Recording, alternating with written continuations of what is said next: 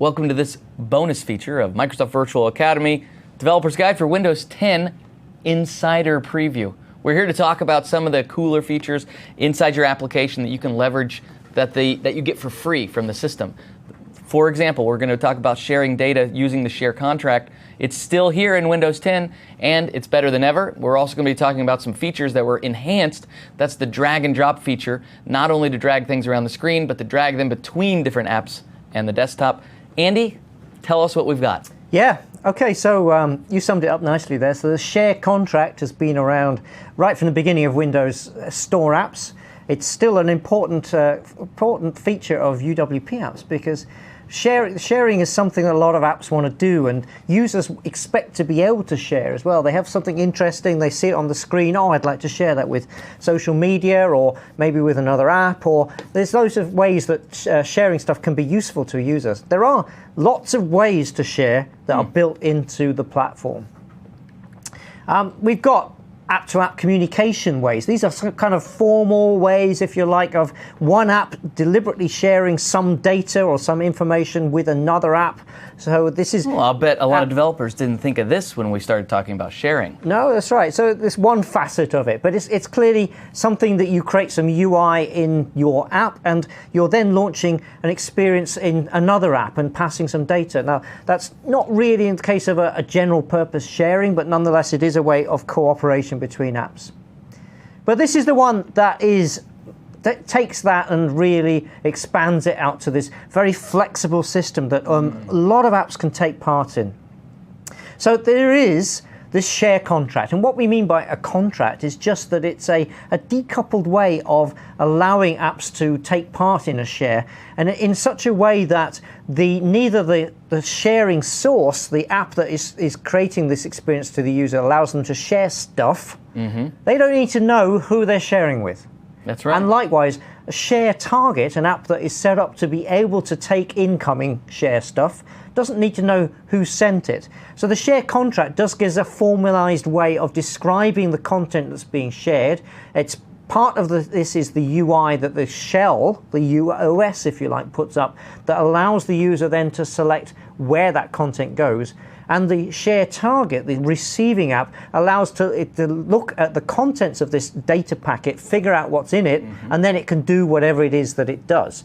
I mean, obviously Twitter is a good example where you can share with Twitter images and text is the obvious thing. So we're in a paradigm where applications that are Windows applications don't speak directly to one another except through provided mechanisms. In Windows 8, this was even more, there were more walls that kept them separate. So the share contract was lightweight communication between applications, even though it wasn't direct, because it always was brokered by the operating system for the purposes of leaving the user in charge in the end. So that's the share contract. Yep.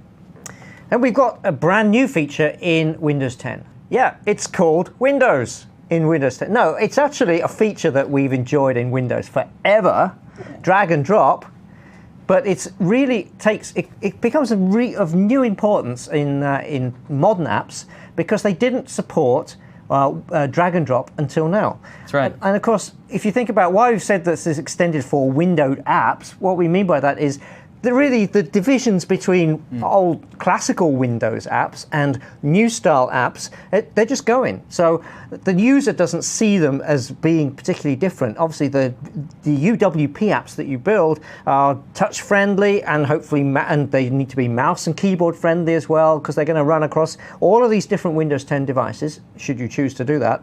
Yeah. And users expect and love drag and drop. So this feature is just another in the family of features as Windows apps rise to parity with WPF. Yep. So that's a progression that certainly hasn't been reached, but it certainly is underway. Yeah. So we're going to look at both of those in a little bit more detail. So first of all, let's do a bit of a deeper dive into the share contract and how you support it in your apps. So I mean, we've always had mechanisms for sharing in Windows in general. So the built-in apps would have share built into them, but it was all very ad hoc, and there was no standardized way of doing it. So the built-in first-party apps on Windows Phone 7 we're seeing here will allow you to share a contract and share pages from the browser and these kind of things. So it was always available, and third-party apps as well could build in some kind of limited level of support through some of the APIs that have been available. They were always rolling their own, and it was never a consistent user experience. That was the problem, the problem that we wanted to improve upon. So the share contract is a formalized way of extending that and making sure that both it's consistent for users when an app shares, and also it really makes it much easier for you as an application developer to build support for sharing into it. Because this share contract it's just a bunch of APIs that you call in order to, both on the sending side, send some stuff out for sharing, and on the receiving side for accepting that stuff that's being shared with you. So there's two flavors of this. The share source is that you're telling Windows that your app can provide something. That something is pretty varied. They could be files, it could just be some text, it could be some rich text, it could be some HTML, it could be some images. So you've got all these varied ways that an app could present a collection of data ready for sharing. Now, from one developer to another, it's worth just saying that you're a share target or you're a share source or a share target. Yep. Being a share source on a scale of 1 to 10 is a 1 as far as difficulty. It's so easy to do. Being a share target is a 4, yeah. Right? It's not a 1. Neither are hard, but yeah, you need to. There's a bit more involved in being a shared target. That's right. Yeah. So we'll look at those. And the key message here is that we expect that many apps will be a share source, and you want to be thinking as you create UWP apps, what are the opportunities for offering sharing to the user? But only a few will end up being a share target. These are the ones that where having stuff shared to them, like social networks is an obvious one, makes a load of sense, or Sure. cloud storage apps, or Part of the Windows 8 story that made it difficult, of course, was these were only for modern apps or for store apps or whatever we called them back then, right? And so there wasn't, all of the desktop applications that you had couldn't participate in this very powerful contract. That's right. But the good news is now we're getting to a converged world where this kind of sharing and taking part in the share contract is something that will be extended also to classical Windows apps when they move into the new Project Centennial packaging that was announced at Build recently. That's right. That's exactly right. And between traditional XAML-based apps like WPF apps and the like. Yeah, they can talk directly to one another. Yeah, that's right.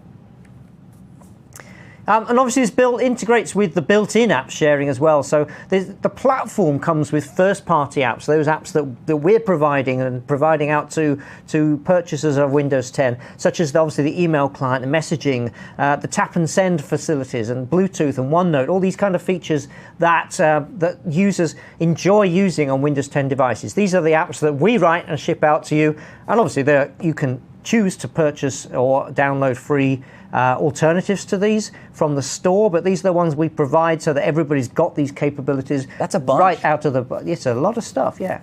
And the photo viewer and IE and Edge, as it's now called. And you can see the list there. So there's lots of, all of these built-in apps also take part in all of this as well. Each of those doesn't show up when you try to share data, by the way. They only show up when you share the type of data they expect to receive. That's right. The way that this works is this graphic kind of walks you through a little bit what happens. So first of all, share gets invoked in some way, and this will typically mean you will have a button on your UI that allows the user to share whatever the app is currently. Those little spinning dots. Yeah, that's pretty common. Yeah, that's common, yeah.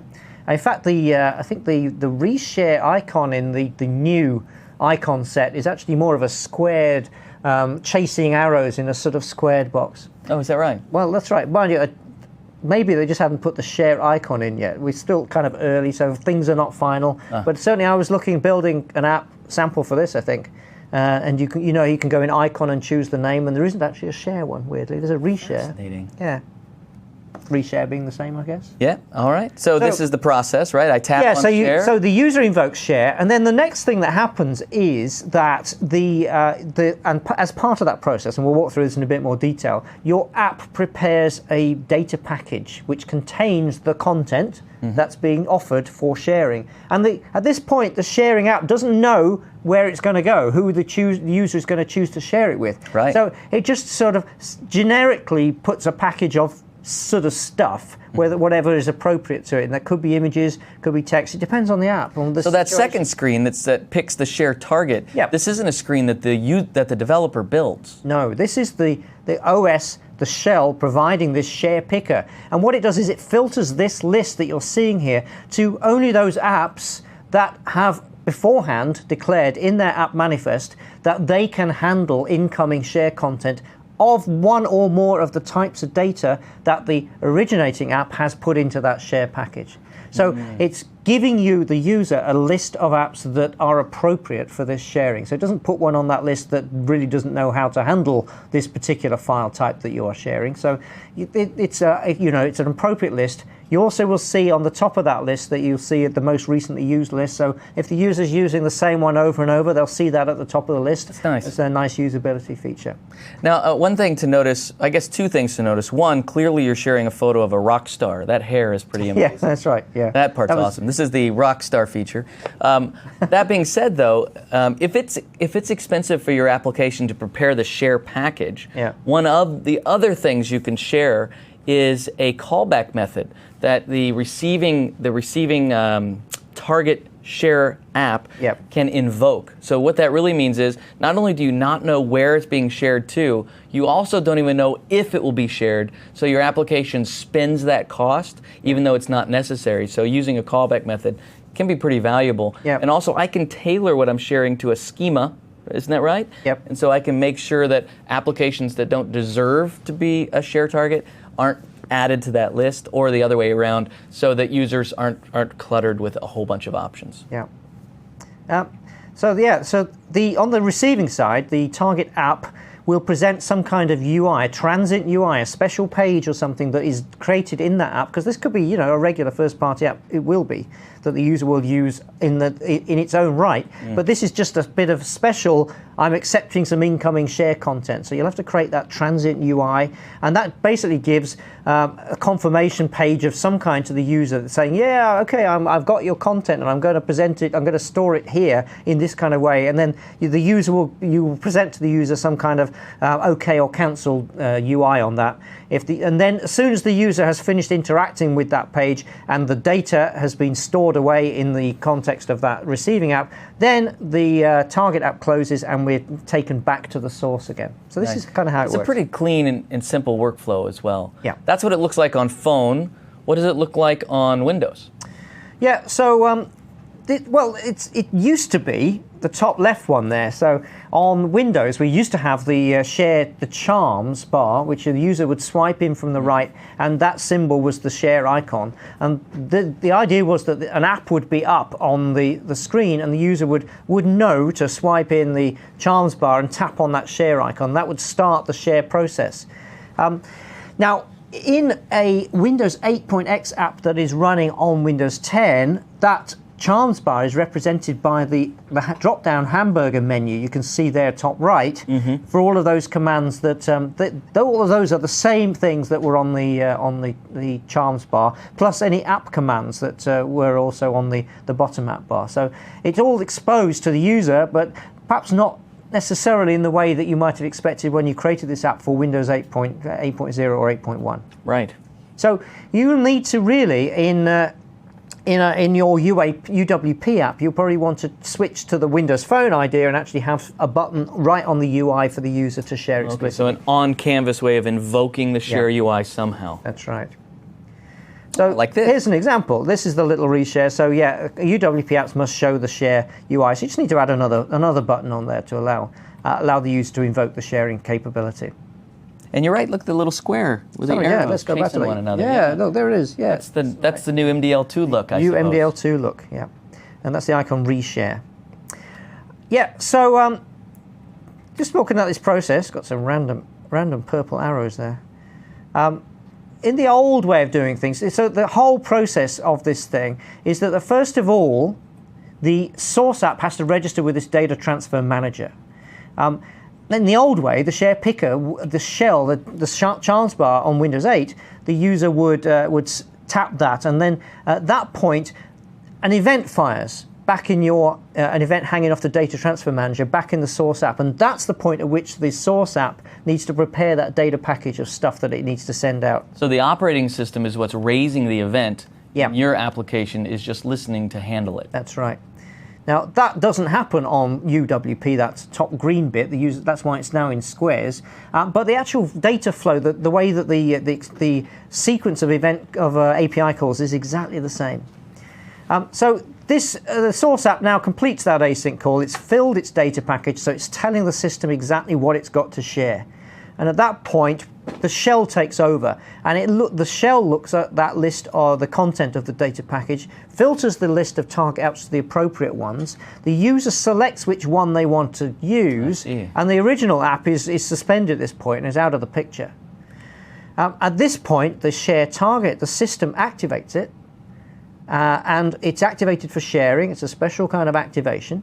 And the share target app then can take over and present the transient UI to the user, processes that data package contents, puts up some UI, says, are you cool with this? And the user says yes or no. And at that point, it just reports complete, at which point the share target app deactivates, and we're back in the contents of the source app. That's kind of the process of how it works. Makes sense to me. The source app is suspended when it goes to share. On phone, sorry, let me qualify that. So okay. Yes, no, not on desktop. So it would sit there in the background. The target will come up as another window. You can complete that operation, and then once you've completed that, the target disappears, and you're back in using the context of your. I suppose it has to be like that, especially on devices that can be low memory. Yeah. Because the target application could be something like OneDrive. That couldn't be very expensive because it has to use network resources and on things like that. That's right. And I mean, this is it. With UWP, it can be running on low memory phone devices or even IoT devices. Yeah. So we're going right down to really tiny sort of stuff, all the way up to very big machines. So when Windows for Pencils releases, that'll probably be the most lightweight version of Windows of all time. Not the smallest. Windows Quantum remains the smallest. Yeah. You heard it here first, folks. So Jerry is going to do a whole 4-day MVA on XAML design for Windows for Pencils. That's right. The sharpening storyboard's going to be great. I'm looking forward to that, Jerry. I really am. I really am. You are. It's going to be awesome. I'm going to make sure that the eraser is hard, so when you try and erase with it, it makes a black mark on your page. I love that. Delight the user every time, Barry. That's exactly right. That's exactly right. User experience is what it's about. Sorry, I think I may have sidetracked just I think you may have done. Let's look at how you actually implement all that in a code level. So here you go. This is where it all starts. In your onNavigated 2, you'll want to hook up to the Data Transfer Manager. And you get an instance of that by calling get for current view. You need to hook up the data requested event. And don't forget to unhook it when you're done. Very important. And remember, data requested event, that data requested, is going to be raised by the operating system. You just need to handle it. Yeah. And then at some point, this is the app bar button click there, you can see.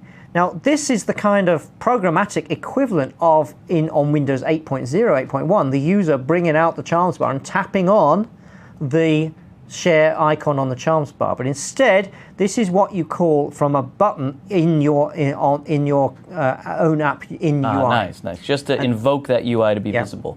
So that's the kind of the programmatic way of starting the process on.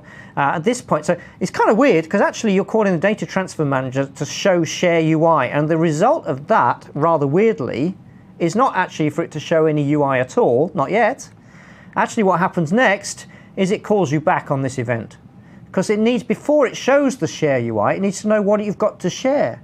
So the next thing that happens actually is you get this on-shared, the event handle that you wired up. Yeah. You fill in the data package, which is this request.data is the data package, and you fill it's got a bunch of properties. You can set the title, the description, and then you start filling in with context. The very simplest one, as an example here, is you've maybe just got some text to share. So there's a whole bunch of methods on the data package, which is exposed by that request.data. And so you can set text, set image, set file. I've got a list coming up of all of the ones you think. Now you fill all that in, and when that event handler is done, then you are done as the share source to say, okay, this is what I've got. At that point, and only at that point, does the shell show the share UI to the user, and it filters. This is how it knows. Does the shell show the share UI? Are you sure? The shell shows the share UI, show that the user on the shore. Can all right, if you're sure about it, then I'll let it. Yeah. All right, it shows the share UI. It shows the share UI to the user so that it can select from the appropriate list of shared targets for that data package. Fabulous. Yeah. When this is transcribed to other languages, that will be hilarious. And you can include all sorts of stuff in a data package, and you might well want to support to include files. So here we are, we're including a file called needle.jpg, which is the Space Needle in Seattle. Don't forget, of course, now we can retrieve a token to a file. Mm-hmm. So you don't have to actually pass a full file if you don't want to, because you can pass binary bits. Maybe you need to save it out so you're not passing that around because of memory constraints. Yep, that's right. That is true, right? I'm getting that right. Yeah, that's right. You can set storage items, a list of storage files, so you can share a whole list of files, and web links, so you can share URIs and all kind of thing. Wrap all that in a deferral as usual if you're doing any async awaitable calls while you're building this data package.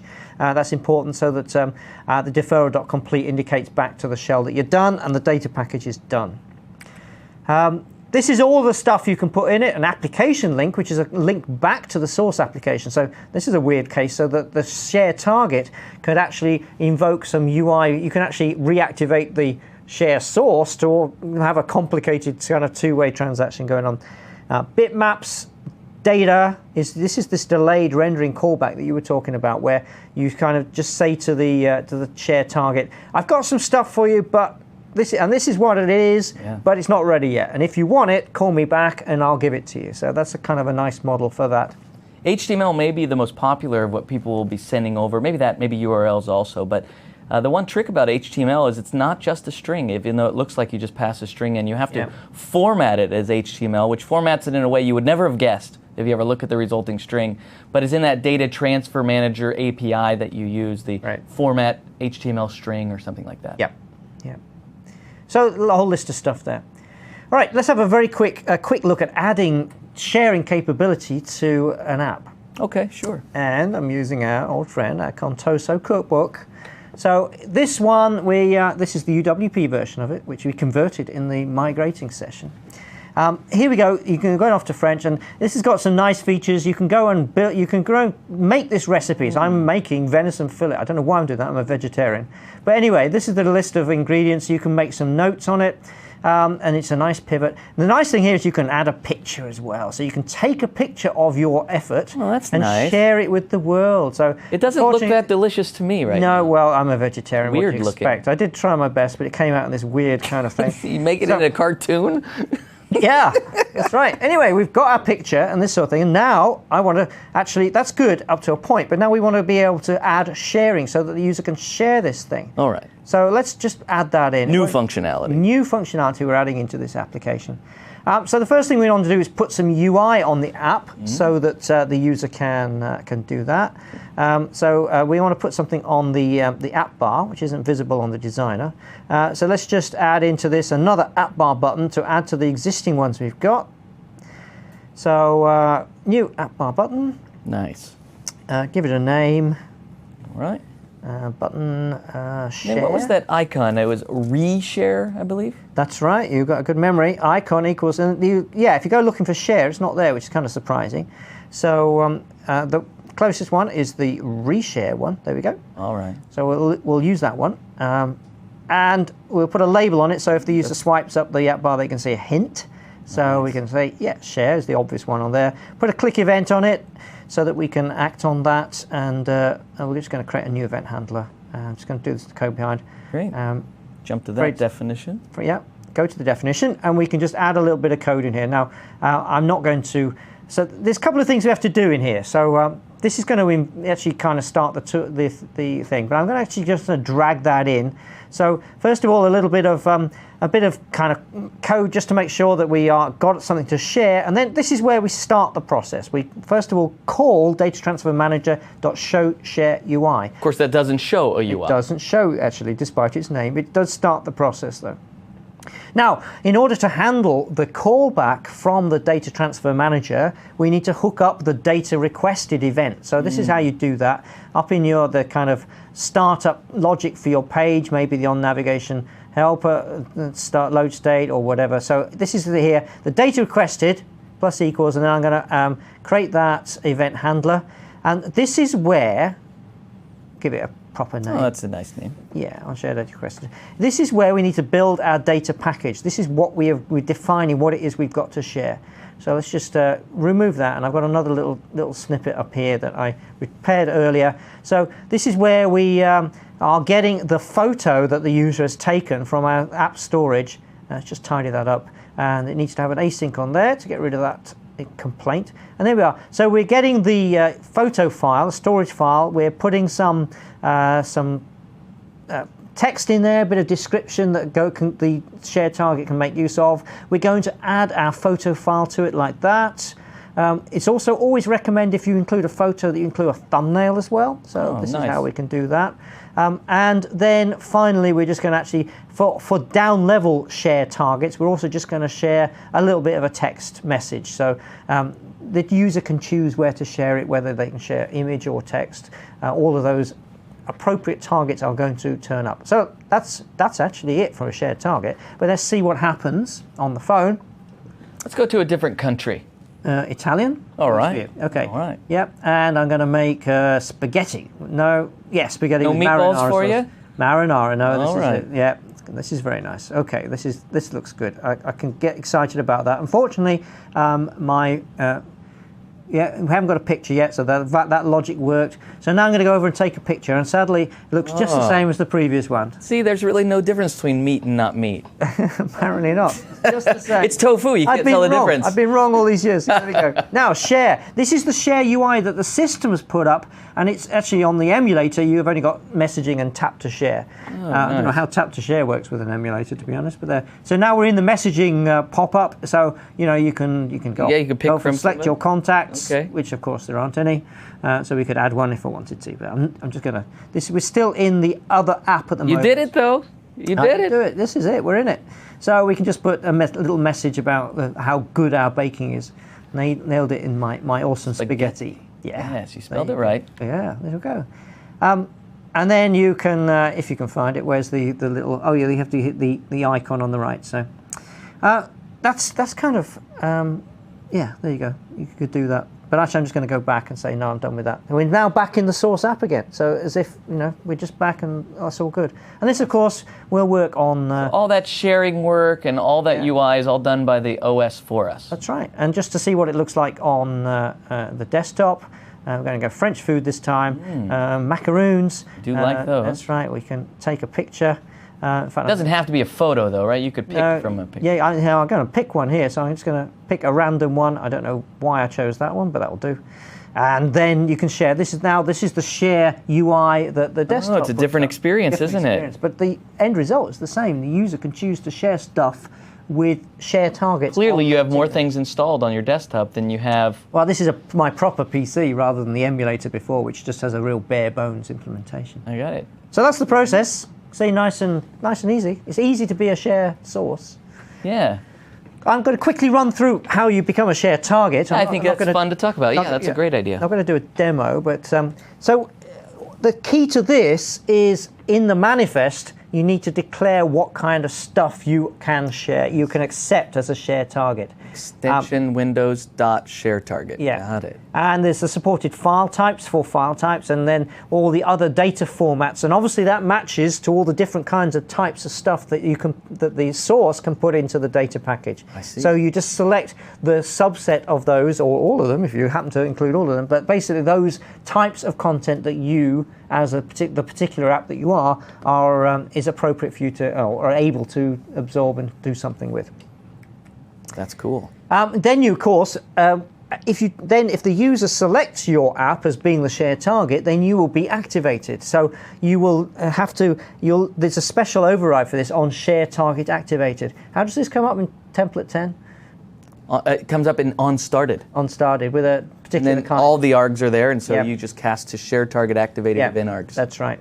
But this is the kind of raw way of doing it. Basically, there's an on-share target activated event that you can override, and this is the one that will kick in if you're not using our template. But basically, then you just need to navigate to the transient UI that you're going to present to the user for them to complete the operation. And then here you are in the transient UI page, and here you can simply go into the data package and pull out that content, and then you do something with it. Yeah. Store it, or show it to the user, do whatever is appropriate for your app. That's kind of it. When you're done, you simply, the share op, which is the object you got when you were activated, there's a report completed method on that. You just call it, and then that's the signal to the user to say, okay, we're done, and then you're going back to the share source again. Makes sense to me. Report completed. Yeah. It's sort of like a deferral in a way. It is. Yeah. Just like a deferral. Conceptually. That's right. All right, let's move on to the new boy. The new guy on the block, at least as far as WinRT-based apps are concerned, drag and drop support. So this, of course, is an iconic Windows experience. We have had it forever. Oh, no doubt. Yeah, so... I love those visuals, man. Yeah, old stuff. That takes me back. Stuff, huh? Yeah. So, yeah, if you remember your Windows 98 days... No, I stuff. don't. I wasn't even graduated from college, Andy. Come on. I remember, sadly. But not one supported by WinRT apps until now. So this has been the kind of experience until now. Oh, yeah. Not being able to drag and drop. No, that's oh, right. Yeah. But now we can do it. And it's actually really easy in XAML. I mean, it's a native construct, so it's obviously supported throughout the platform. But in XAML, there's just some simple methods, the attributes you put on any UI element. Any UI element. There was some limited support, to be fair, for drag and drop within lists. Listbox base, listbox base, and it was insufficient for an excellent experience. Right, that's a good way of putting it. Yes. So now it is sufficient for an excellent experience. Well done. Yeah. So you can say allow drop means you're allowing stuff to be dropped on you. Drag over, there's a bunch of events as well that so you can do stuff with visuals as the user is dragging stuff over your particular element, and then obviously handle the drop in the do drop in some kind of event handler. So it's very, very easy to wire up. Here's an example of a drag source. Maybe you're offering the ability for somebody to drag an image, so you can just simply say can drag equals true. And that drag starting is very important because that's how you set up the payload. Exactly. And then a drop target, you say allow drop equals true. This is somewhere where a user can drop stuff. That could be a button, could be a grid, could be whatever. It's any UI element. And then there's a whole bunch of these methods: drag over, drag leave, and drag. Oh. And drop were the most important of all. Of course, of all, yes, that's right. Sorry. So that's kind of the principles of it. So the drag starting is the data package preparation method for this. That's right. And hey, what do you know? It is indeed a data package. It's the same structures as we had with the share contract. Well, isn't that fascinating? Isn't that fascinating? Yeah. So what you're doing here is you're getting the stuff that is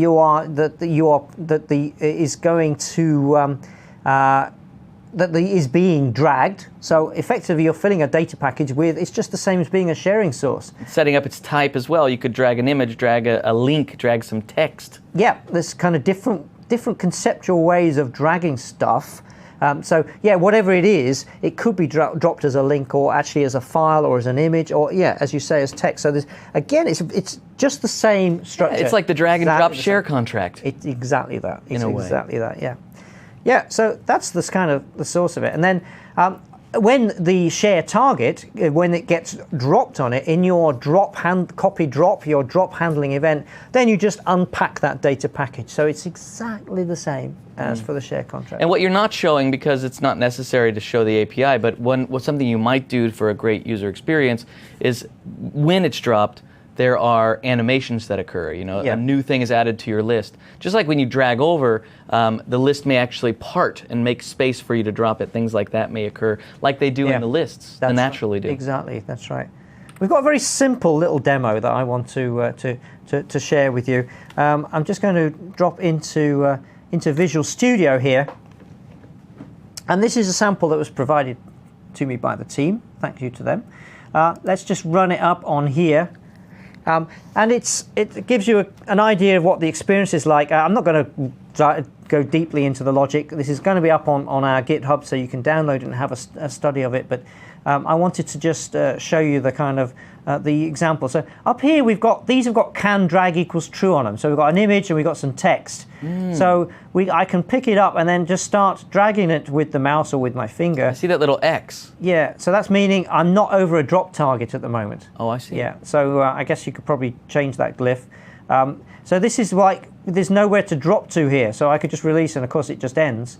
But then as soon as you come over to a can drop equals true, then this is the target saying, you could, if you wanted, move stuff to here, or here you could actually copy stuff to here. This one is saying I can accept links, and this particular has the one on the right of that has can drop equals true, but the logic on it, there's some code behind that says no, I don't want this stuff. Oh, interesting. So you can look at these event handlers for each of these, and I can control that affordance that the user has, adorning their mouse position. That's right. Yeah, that's just nice. And obviously you can do the same with images, and here you could move it over here. You need to put the actual logic to move it, so which means it has to disappear from the source. None of that's in here, but this is just the drag and drop experience.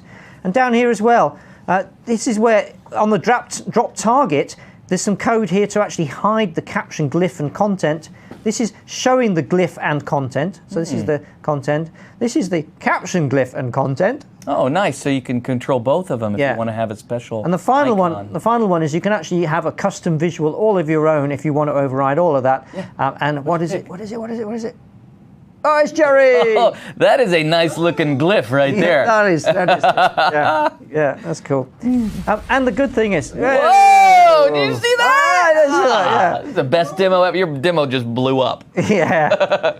And now let's actually... it just shows it works from Win32 apps as well. So here we've got the... File Explorer with some photos on it. Written in XAML, I might point out. Is that right? Yeah, isn't that cool? Yeah. File Explorer. So these are some photos from a holiday of mine in the Alps. And you can drag these across, and it's just the same. Awesome. Oh, it all works across. So it does mean this point that your UWP apps are completely first-class citizens and cooperating nicely with all the traditional Windows apps, if you like. Nice. So not only do we have drag and drop support, but we have, of course, the share contract support as well for that lightweight communication between apps that puts the user in charge to pick all of the targets that are appropriate. And now, basically, we should call this the completed drag and drop API. An API that's very similar to the one we had in WPF, now fully implemented so we can do all those same things in UWP. It's pretty brilliant. Yes, it's cool. It's a lot of fun to be had with this.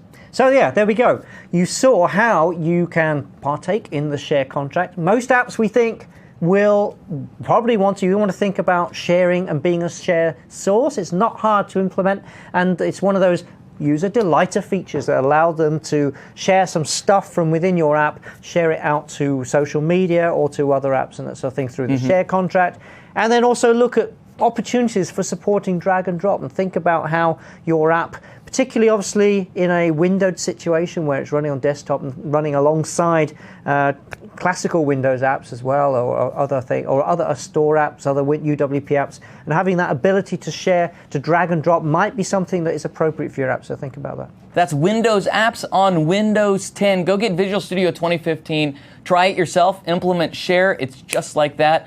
Implement drag and drop, it's a beautiful experience for your users. Then come back to Microsoft Virtual Academy and we'll teach you even more. Yeah, see you soon.